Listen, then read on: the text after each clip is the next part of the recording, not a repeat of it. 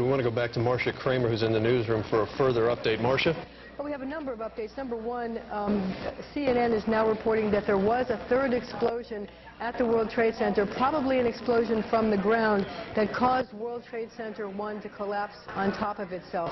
Again, there was a third explosion. It's unclear what caused it, whether it was a bomb or whether the first plane that crashed into the tower had somehow been booby-trapped with a bomb that was timed to explode later after the crash had occurred. But CNN is reporting that there was a third explosion that caused World Trade Center 1 to collapse within itself and then collapse on other surrounding buildings. But you know, it's interesting here to reflect about the timing of this, what appears to be a terrorist attack. It comes just a few weeks before there was supposed to be a major world gathering of Jewish leaders on the 23rd of September that was supposed to be bringing in people from all around the country and around the world to voice support for Israel in its battles with the Palestinians.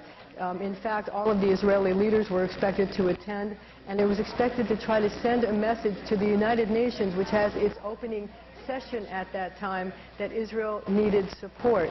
Also, there is another event the week after that. The United Monetary Fund is going to be meeting in Washington, and that was also expected to draw protesters from all around the world. In fact, so many protesters that Washington police officials had started building walls around various Washington monuments in an attempt to protect the monuments, Capitol buildings, and others from a possibility that there could be disruption.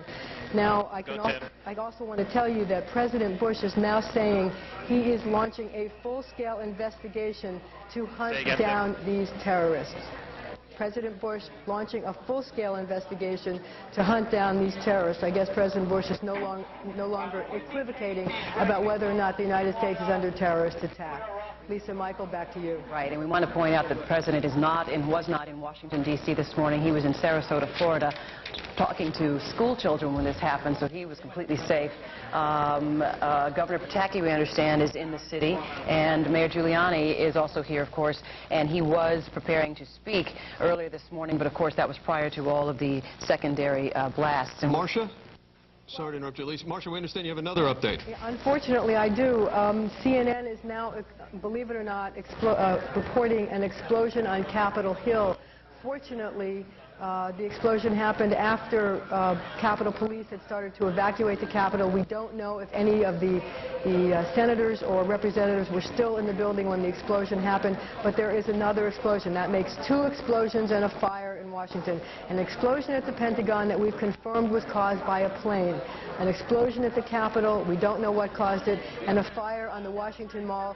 We don't know what caused that. But the fact that there have been so many attacks would seem to indicate that there are people on the ground as well as in the air that are helping to set off and to participate in this terrorist event. Are you able to hear me? If you could you please reiterate the information you had regarding the schools in the lower Manhattan area?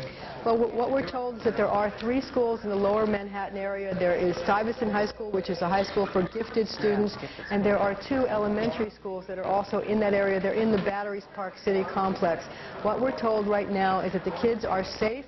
The kids are in the classrooms, but parents who want to go and take their kids home are going to be permitted to do so. That's as of right now. I don't know what they're going to find when they get to the scene. All air traffic shut down nationwide. And for those of you just joining us, as you continue to look live at the only standing tower remaining of the World Trade Centers, the second had collapsed not too long ago. Both have been hit by planes. We understand it was a third explosion, however, that brought the tower to collapse. On top of, as what we understand, are other buildings in the area. No word right now on the extent of the casualties, but clearly